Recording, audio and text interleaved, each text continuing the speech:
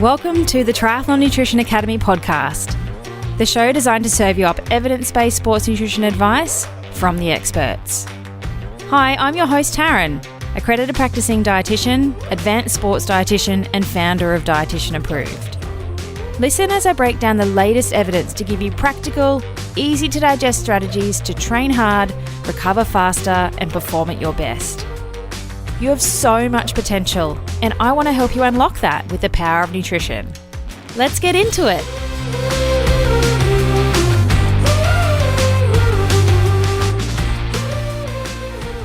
Today we're welcoming back to the podcast Jody Walker, who is definitely a veteran. She's been on 2 times already. If you want to go back and listen to her previous episodes, she did episode 60 with me, which was her race report from Ultra 355 Australia.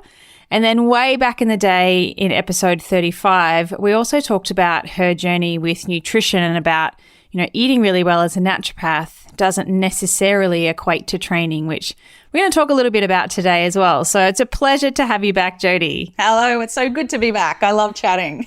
Jody has a really cool history around her triathlon career and all the things that she juggles. And one of the things that I asked your feedback for was, what do you want to hear from people on the podcast? And a lot of people really want to understand age group triathletes' journeys, how they train and how they eat. And you're an amazing case study for that. Amazing, interesting. I've had lots of little bumps in the road. So yeah, it's quite a story, my journey. But you're still smiling and you're still getting back out there and doing all the things, which is just a testament to maybe how stubborn you are, but also how amazing you are as a triathlete.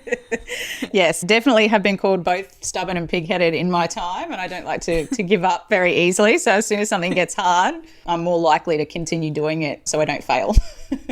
Yeah. So one of your biggest kind of challenges when it comes to nutrition is a lack of appetite. Like when your training volume increases, you do more longer course things or just harder training or bigger volume, whatever it is, your appetite drops. And particularly when you are heading into one of those big key events where we need to kind of flip that in a way. And it's something that you've been working on through the Academy program for quite a while now. So what sort of strategies have you managed to implement to help combat that? Because I know there are people out there that do struggle with appetite. And when it comes to training for 3 sports and doing triathlon, appetite can be a guide, but it can also be absolutely bloody useless in someone like your case. So what sort of things are you doing to make sure you are fueling for what you need, not what your body is telling you that you should be doing? Yeah, fueling for triathlon, that's probably been one of my biggest hurdles, is because, as I found out with you very early on in the piece, is that my actual diet itself was too naturopath-like. I'll never forget you saying that. It was exactly what I needed to hear, because the fibre that I was getting in with my choice of carbohydrates was detrimental for me. And that was probably been one of my biggest key learnings from you, is you do have to shift away to lower fibre options so you don't get so full all the time. And doing what I do as a job, and I've been eating like this for 10 to 15 years, and it is a really high fibre diet full of whole foods. And as you said, it just doesn't fuel that training. And what I was finding in the early days, which you'll be so proud it doesn't happen at all anymore, I would always drop weight before a key event, and it was not intentional. And in the back of my mind, I would always think, there's something not quite right here. I shouldn't be dropping weight. And it wasn't a lot, but it also was too much. So I would average about a 3 kilogram weight drop probably in that 4 to 6 weeks before a key event, a long course event. And as I said, in the back of my mind, I knew it probably wasn't right, but I wasn't also underweight either. My BMI wasn't dropping too low. I was very much in the healthy range. So I didn't stress too much about it, but I would get tired and I would get sick. And my sleep would just go absolutely crazy, just awful. And then I look at now, 5 years later, I don't even drop a kilo. Like I literally do not drop any weight in that lead up at all. And I'm really proud of that. And one of the things I've noticed the most is that not losing weight, not getting sick in that lead up, and then my sleep staying good. I'm not losing sleep and I'm not waking up in the middle of the night literally hungry like I was. And I wasn't intentionally not eating enough. I was eating too much of the wrong types of carbohydrate. And it was that simple shift that just literally has changed everything and has kept me in the sport for longer. I think I would have had to tap out years ago if I didn't change the way I ate, which is really interesting.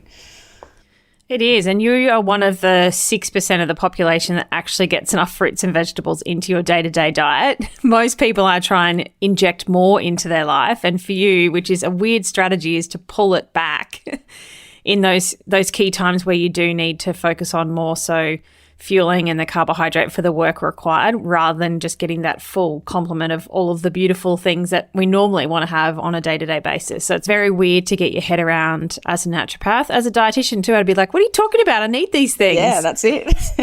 We do need more of those things as an endurance athlete because we have high needs for a lot of our vitamins and minerals and antioxidants and things to mop up all of that cellular damage that we're doing. So how long do you think it took you to get that mindset shift that is a strategy that works for you and it's okay and you don't kind of feel guilty for not eating all of your 2 fruit, 5 veggies in a day? I still struggle with it at times, but in saying that, as soon as we had that conversation, you know, in my mind, I know the biology behind it and the physiology. So I implemented it almost immediately. In saying that, it's taken a lot of trial and error as well. And it was slow to progress and to get my body, I guess, used to the change in food as well. But yeah, even today, like years later, you are on my shoulder and I'm looking at that mountain bread wrap going, hot damn, she's going to be up me if she knew what I was eating this morning. And I wasn't hungry. I didn't want anything more because it was such a fat and fiber and protein fueled breakfast. And I was like, I'm going to need to up those carbs. So I got them from other sources, easy sources, but I still did it even though I wasn't hungry as such. I love it. I love it. And, you know, you have good knowledge and you can read a food label and you understand, you know, where our macros come from and all those sorts of things. So it is really about changing habits that you've probably had, you know, for 10 to 15 years, like you said. And you have a high level knowledge of nutrition. So it's an even bigger shift and a bigger change for somebody that doesn't have that background knowledge, plus the challenge of not feeling like eating, like having no appetite. Is there any strategies that you've got for that, for somebody listening that might be the same, like have no appetite after training and you don't eat for hours, you go and have a shower and you get busy and then like 3 hours later you're like, holy crap, I'm ravenous. What do you do to combat understanding you know you need to recover properly, fuel properly for training despite not feeling like eating at all? Yeah, that's where I'm a big advocate of just drinking it. So, you know, have your smoothie recipe. And this is something that we implemented as well, particularly during that Ultra 355 training and the recovery between those days. I was drinking a lot of calories and carbohydrate because the appetite simply isn't there. So that was one other thing I think I not struggled, but when I came into the sport of triathlon, I always said I'm not going to use those sports nutrition things. You know, I'm not using gels and I'm not using Ricardo. You don't need that.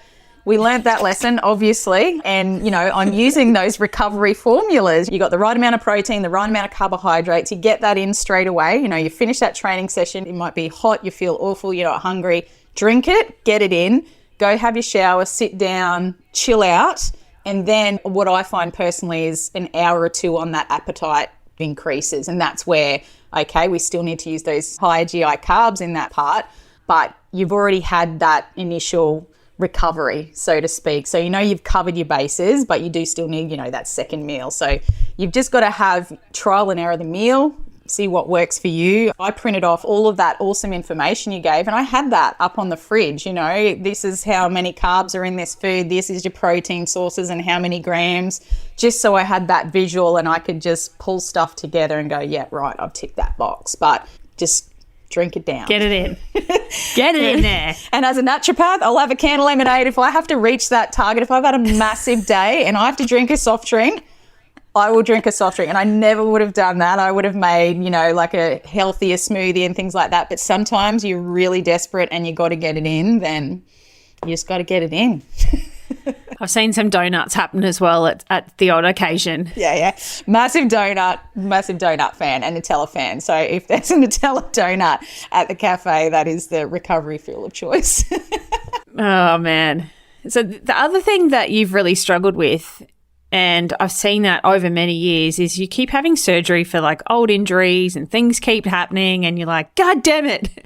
It's like 2 steps forwards, 1 step backwards in a way. Can you run us through your list of surgeries and things that you've had in the last maybe 5 years? It's a long list. Yeah, the long list. Probably my first major one. I had a major ankle injury, and this was mediated from a history of netball, right? So I wrecked my ankles playing netball years ago, and I went over on my ankle training before it was the 2019, so this is years ago, 2019 70.3 Sunshine Coast, and that was meant to be my first 70.3. I broke my ankle 2 weeks prior, raced, which was fun. And then obviously ended up in surgery, which was going to have to happen anyway. So I raced on it knowing it was going to get fixed. So that was probably 3 years ago now. I had the ankle recon.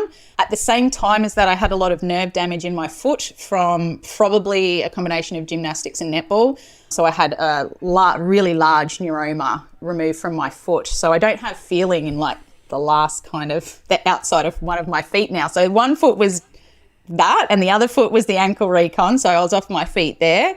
Rehab that. You chose to do them both at the same time too, which is strategic in a way. You either do one at a time, recover, or you just like full balls, do them both, recover together. And there was a reason for it. The ankle recon I kept putting off. The foot surgery had to happen. I could barely walk at that point in time. And it was the year that Taupo 70.3 World Championships were meant to be in 2020, which I had qualified for. So I kind of was just putting everything off. And as soon as they called that off earlier that year, I was like, right, let's just both feet out, let's get it done. So we can just work towards whenever that race is going to be, which is obviously 2024. So that was done. I rehabbed that and signed up. That's when I signed up for Ultra 355 as my goal of getting my fitness back. So I had, I think, 6 months to get back, which wasn't long enough, and it meant that my 50-kilometre run was going to be a run walk, but it turns out I had a bike accident 3 weeks before that. So I obviously didn't make that start line for 355, and I ended up in surgery reconstructing my wrist and had a pretty significant head injury, among other things. And it turns out that accident may have been a cause of my current hip issue, which didn't present itself until probably about 12, 18 months ago. So I raced. I did a 70.3 distance with a niggly hip, a very niggly hip, and it turns out that I've got a significant labral tear and I had bursitis, tendonitis. It was just a mess because I kept pushing through. I'm really good at that. I'm great at pushing through pain. So I literally have to have a limb torn off to not complete a race, so to speak. So that needs surgery. I'm putting that off. And this year's been a funny year because I haven't done a lot of long course stuff over the last 12 months because of my hip, just trying to rest it up a little bit. And, I started the year with 3 months off of running to recover with my hip. And I had 6 weeks before a long course. This is hilarious. I had 6 weeks before a long course event, which was a qualifying event for World Championships for me. And scraped through that race. Not my best, but I did well enough to get some good points. Then needed more time off because my hip was really sore again. And I tripped over a couple of dogs when I started running back a couple of weeks later. There were some stray dogs and I busted my ribs. So I ended up with a cracked rib and torn the cartilage in my ribs. And that then, I couldn't run, I couldn't swim for another 6 weeks. So even though the surgery's kind of stopped after my bike accident, it's just been this constant stop-start of training, particularly over the last 12 months. So this year has been hard for me to accept where I'm at with my performance in my racing. I'm used to setting PBs and new benchmarks pretty consistently. And this year has been a year of the slowest races I've done. In saying that, I still understand that I have still showed results. I'm still getting podium finishes pretty much every time, but it's hard because I know how much better I could be. But yeah, the last 3 years has just been fun, stop-start fun, in and out of surgeries, reconstructing bits, more surgeries to come, managing chronic injury. It's good. That's a lot of things that have happened, and you've still managed to, train and compete at a really high level. How have you managed to do that? For me, it's about training not smarter, because I think I've always trained smart. I've always had a coach. I don't get overuse injuries. The injuries that I get are from tripping over dogs and random things. It's never from a training injury, which sucks. So I think for me, it's optimizing recovery, listening to my body better, and even though I can push through the pain really well, learning not to, and working, I guess, with my physio as well. He's been teaching me a bit about pain and trying to get it through my head that, again, just because you can, it doesn't mean you should.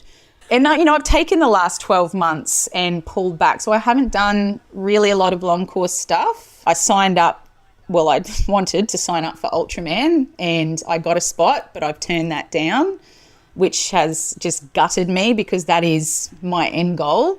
And my husband was, that on my shoulder saying, do you think this is a good idea right now with the injuries and with what, you've had going on? And we kind of just agreed that, okay, maybe now's not the right time. So I think training smart, optimizing recovery, having the year for me to do a lot of shorter stuff and having more fun, signing up to races that, I did my first cross tri this year. Absolutely hilarious. Don't mountain bike, rocked up, absolutely pooed myself out of course, and still managed to come away with second place in an automatic qualification for world champs. So I'm signing up for things that I wouldn't normally do. I've got a staged mountain bike event next month, and again, I don't mountain bike, so I've been learning, and it doesn't hurt my hip, doesn't hurt my ego as well, which is something I need right now, something that I don't look at the numbers when I cross that finish line. It's new, there's no expectations. So it's accepting where you're at and trying different things and having a bit more fun with it in a hope for 2024 being a big year for me. It's a pretty big goal-oriented year. So taking it easy before it peaks again.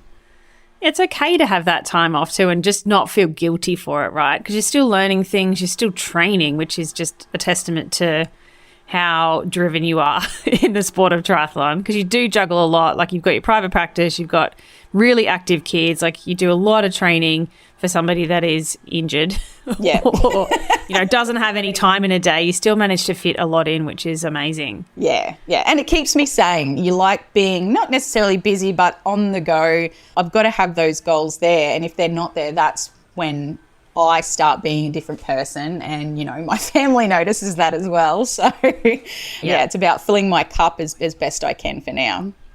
Yeah, it makes you a better person, a better parent if you can do those little things for you. And I think we're quite similar, and that exercise is it. It's not like buying clothes and getting mani-pedis and all that sort of stuff. I was going to swear. We're like, just give me some exercise and some good food and I'm happy. That's it. And I joke to my husband about this. I'm like, I don't buy jewellery. You're so lucky I don't go buy clothes. I go to Kmart to get my clothes. I do not care. And he's like, yeah, but how much are your bikes worth? I was like, how much does it cost when you go away for a race? Yeah, but it's for health. It's health promoting, I'm not wasting money on things. Yeah, I'm low maintenance. Maintenance. Totally. Classic. The other thing that you've gotten really good at over the years is listening to your body more and tuning into that and adapting things based on how you're feeling. So what sort of strategies have you learned around that have set you up to, still train and compete at this level despite so many setbacks, so many injuries? Yeah.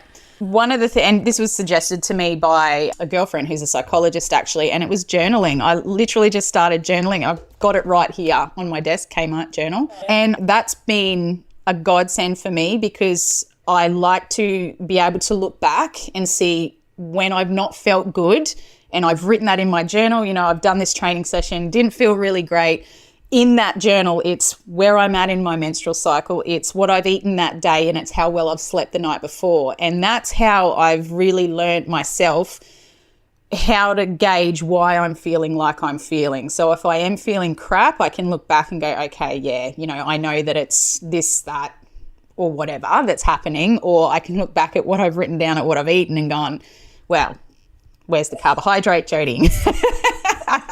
Because it still happens. So that has been the number one thing for me. It's getting to learn and know your body. But to do that, I think you need to write it down. Like, everything. Stress levels, like I gauge my stress levels. I give it a number 1 to 10. How stressed was I today? Did I do my mindfulness today? Did I do something for myself today? Really looking at that bigger picture when it comes to training, because training is a stress. And when you're training for triathlon as a female, that's a big physiological stress.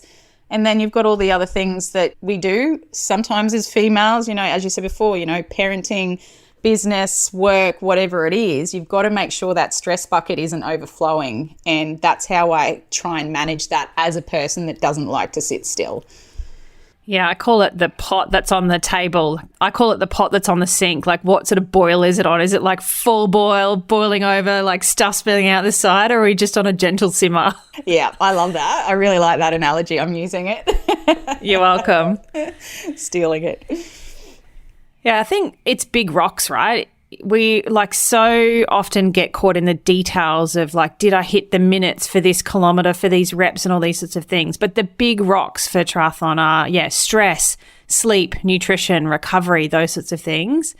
And nothing's going to work very well if you haven't slept particularly well that night or for a few nights in a row. And it's being okay with that. Do you write down in colours so you can quickly see, like, this is a red day? My stress levels are high. I haven't slept. I've got no carbs. Like, this is red, big cross, big circle through it. Yeah, I've got like highlighters, and I'll highlight certain aspects that are standing out as a potential issue or that I've noted that are an issue. And that's how I refer back easily onto what's going on. So if there's no highlighting and no asterisks anywhere, I know that that day was just a regular Joe day and there's probably nothing in it, kind of, so to speak. So yeah. Yeah. I think that's a really good strategy that anyone could implement. Even if you're a spreadsheet junkie, you could start to track that sort of stuff. You can track some of those metrics in somewhere like Training Peaks if you use it, but just to see those patterns and those trends, because when you do look back, you're like, that's why that happened. And the more you can practice that, the more you'll learn about yourself and the better athlete you'll become. Yep, that's it. You just nailed it before, in that we have a fairly big training group here in Mackay, and I look at all of these women and, you know, they often will kind of bounce ideas or issues off of me because of what I do. And I can see it happening before it happens most of the time. I can look at someone and look at how they're training, how they're feeling, and I'm like, they're about to go down. They're about to go down and get sick or have some time off because it's too much. And it's never the training load, because most of them are coached, most of them. It's quite often not the training load, it's rather the life load and around it, and the nutrition, and not prioritizing sleep and all of these simple things. People say to me, how have you stayed in the sport for so long? And although I've had a lot of time off with injury, I've still been relatively consistent. I don't have months off just because I'm burnt out or because I'm too tired or because I don't want to train anymore. If I can train, I will train. And that, I guess, that consistency comes from being well and having those base principles nailed so I can keep going and I'm not sick every 5 minutes and having to take time off. And sleep, nutrition and stress is like, that's what triathletes are just not looking at. And you say it all the time, you know, they buy the expensive bikes and the fastest running shoes on the planet, you know, the $300 Nikes. It's like, well, it's not going to help you if you're not able to train consistently.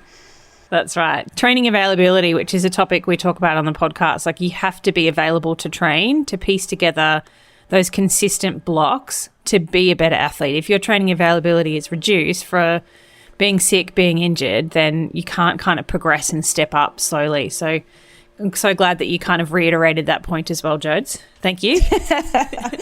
It's a very solid point, and I think everyone needs to like be screamed out from the rooftops, that one. Yeah, training availability. You got to be available to train. It's not a team sport, so you're not getting paid to, you know, sit on the sidelines, but you still need to be there to actually do the training. Yeah, that's it. And even accept that there's going to be days that aren't great, but they still count. You know, the bad days still count. If you've had a bad sleep or whatever it is, you feel crappy and you're not reaching the targets, it doesn't matter.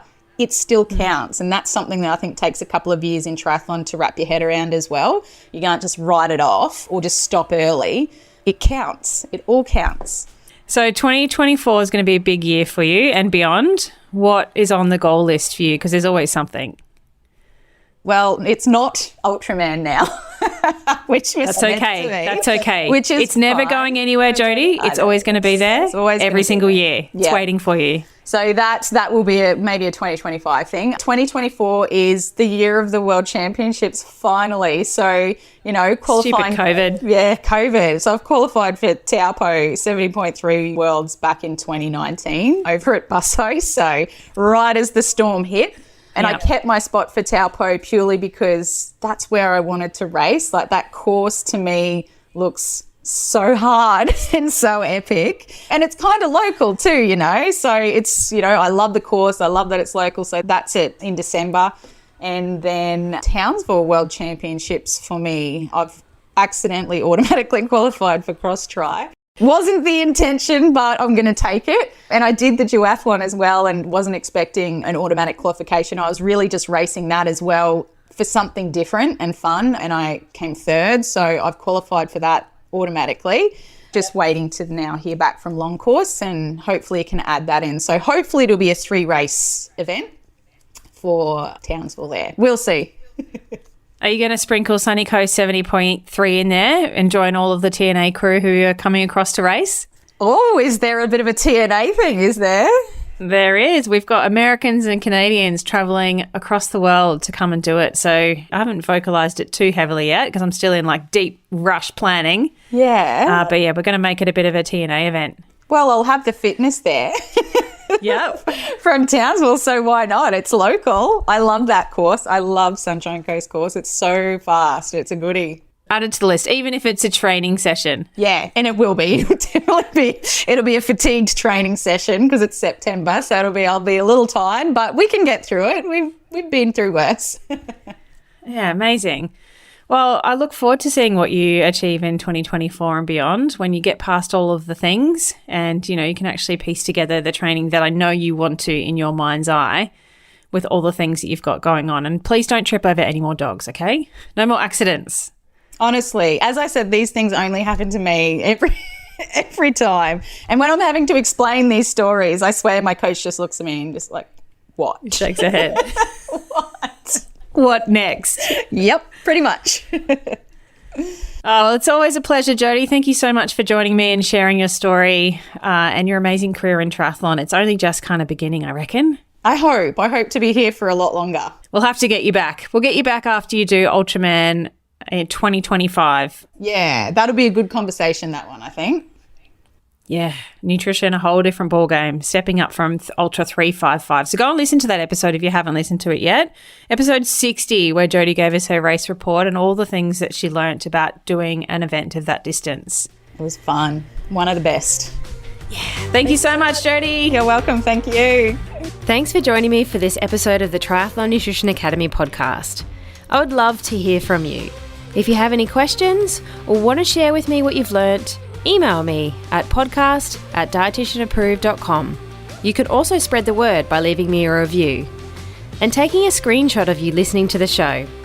Don't forget to tag me on social media at dietitian.approved so I can give you a shout out too. If you want to learn more about what we do, head to dietitianapproved.com. And if you want to learn more about the Triathlon Nutrition Academy program, head to dietitianapproved.com/academy. Thanks for joining me, and I look forward to helping you smash it in the fourth leg. Nutrition!